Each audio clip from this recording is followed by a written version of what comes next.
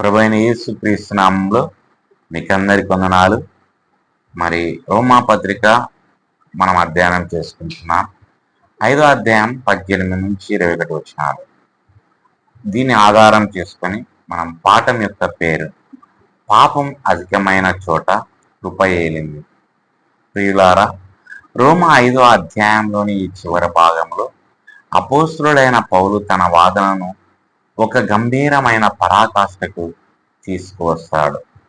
ఆయన ఆదాముకు క్రీస్తుకు మధ్య ఉన్న వ్యత్యాసాన్ని సంగ్రహించి దేవుని కృప యొక్క అంతిమ విజయాన్ని వెల్లడిస్తాడు. కృప పాపాన్ని ఎదుర్కోవడమే కాకుండా దానిని పూర్తిగా జయిస్తుందని చెప్పే స్పష్టమైన ప్రకటనలలో ఈ వాక్య భాగం ఒకటి. ఇందులో 5 ప్రధాన అంశాలు కలవు. ఈ 5 ప్రధాన అంశాలలో కొన్నిటిలో ఉప అంశములు కూడా కలవు. వీటిని మీరు గమనించాలని మనవి చేస్తున్నాను. మొదటి ప్రధాన అంశం 2 ప్రతినిధులు, 2 ఫలితాలు. రోమా 5:18 వచనం. కాబట్టి ఒకని వలన కలిగిన అపరాధం వలన మనుషులందరి మీద శిక్షావిధి వచ్చినట్లు ఒకని వలన కలిగిన నీతి వలన మనుషులందరి మీద జీవమునిచ్చుటకు ఉచితమైన బహుమానం వచ్చింది. పౌలు ఇప్పుడు తాను బోధిస్తున్న వాటిన్నింటినీ సంగ్రహిస్తున్నాడు. మొదటగా ఉపాంశము ఆదాము ద్వారా శిక్ష. ఒకే అపరాధము, తీర్పు వచ్చింది, అందరిపై శిక్ష. ఆదాము మానవాళికి శిరస్సుగా వ్యవహరించాడు మరియు అతని ఒక్క పాపం అందరికీ అపరాధాన్ని తెచ్చిపెట్టింది. రెండవ ఉపాంశం క్రీస్తు ద్వారా నీతిమంతులుగా తీర్చడం. ఒకే నీతి కార్యము, ఇవ్వబడిన ఉచిత బహుమానము, జీవముతో నీతిమంతులుగా తీర్చడం. క్రీస్తు నూతన శిరస్సుగా తన యందు ఉన్న వారికి అందరికీ జీవాన్ని తెస్తాడు.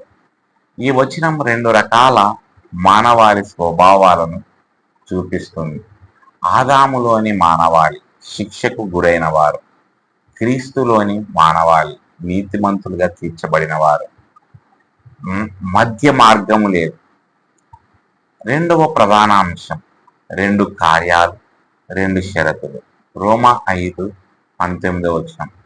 ఒక మనిషిని అవిధేయత వలన అనేకులు పాపులుగా చేయబడినట్లు ఒకని విధేయత వలన అనేకులు నీతిమంతులుగా చేయబడతారు.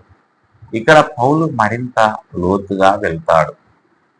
ఇక్కడ మొదటి ఉప అంశము ఆదాము అవిధేయత, అనేకులు పాపులుగా చేయబడ్డారు. దీని అర్థం మనం కేవలం మన ఇష్టంతో కాక స్వభావరీత్యా పాపులుగా చేయబడ్డాం. రెండవ ఉప అంశం క్రీస్తు విధేయత, అనేకులు నీతిమంతులుగా చేయబడతారు.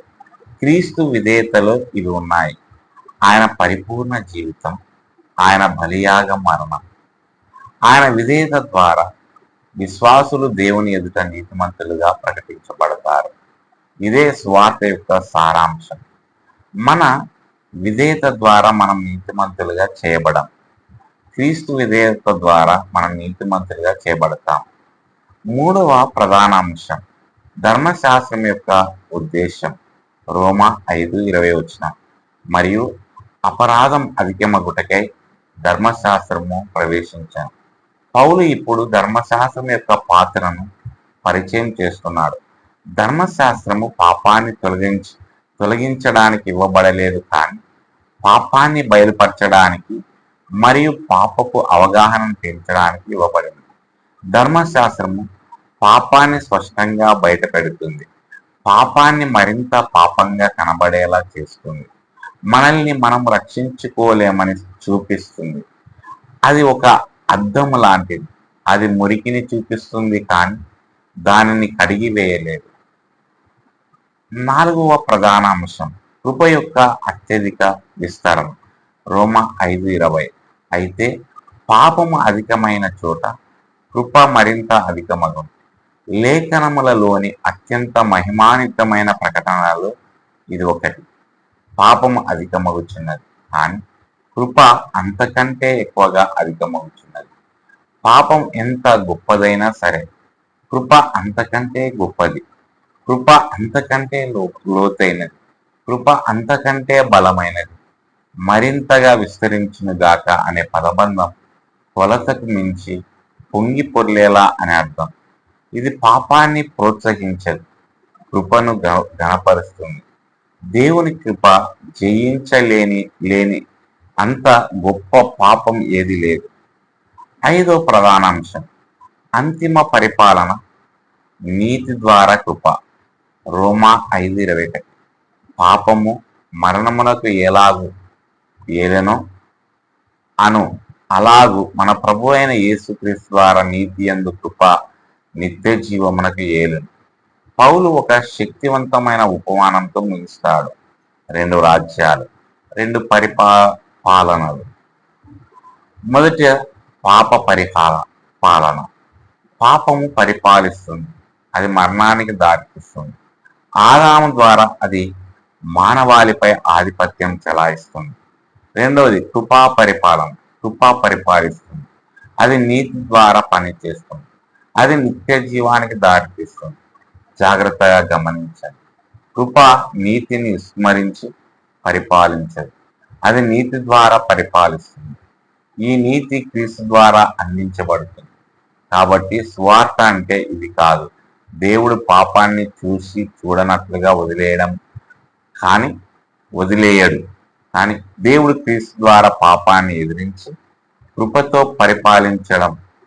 గొప్ప సారాంశం రోమా 5వ అధ్యాయం యొక్క పూర్తి చిత్రాన్ని చూద్దాం.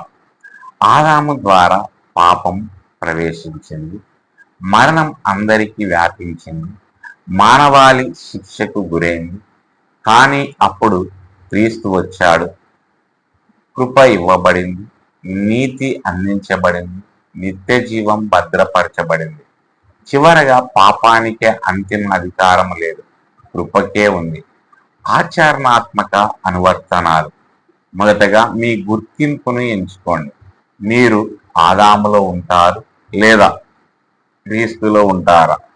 తటస్థ స్థానం అంటూ ఏది లేదు. 2, మీ స్వంత నీతిని నమ్మడం మానండి. క్రీస్తుకు విధేయత చూపడం మాత్రమే రక్షించగలరు. 3, పాపం గురించి నిరాశ చెందవద్దు. పాపం అధికంగా ఉన్న చోట కృప మరింత అధికంగా ఉంటుంది. 4, కృపను దుర్వినియోగం చేయవద్దు. కృప నీతి ద్వారా పరిపాలిస్తుంది, అజాగ్రత్తగా జీవించడం ద్వారా కాదు. 5, కృప పరిపాలన క్రింద జీవించండి. కృప మీ ఆలోచనలను, క్రియలను మరి మీ గుర్తింపును తీర్చిదిద్దనివ్వండి. ముగింపు. ప్రియులారా, ఈ వాక్య భాగం ఒక విజయవంతమైన ప్రకటన. పాపం శక్తివంతమైనది, మరణం వాస్తవమైనది. ఆదాముకు శిక్ష నిశ్చయం, కానీ కృప గొప్పది. నీతి అందించబడుతుంది, క్రీస్తునందు నిత్య జీవం భద్రపరచబడుతుంది. విశ్వాసి జీవితంపై తుది నిర్ణయం పాపము కాదు, మరణం కాదు, తీర్పు కాదు, అది కృపే. కాబట్టి శిక్షకు లోబడిన వారిలా కాక కృప పరిపాలన క్రింద ఉన్న వారిలా జీవించండి. దేవుడు ఈ మాటలను దీవించి ఆశ్రయించును గాక. ఆమెన్.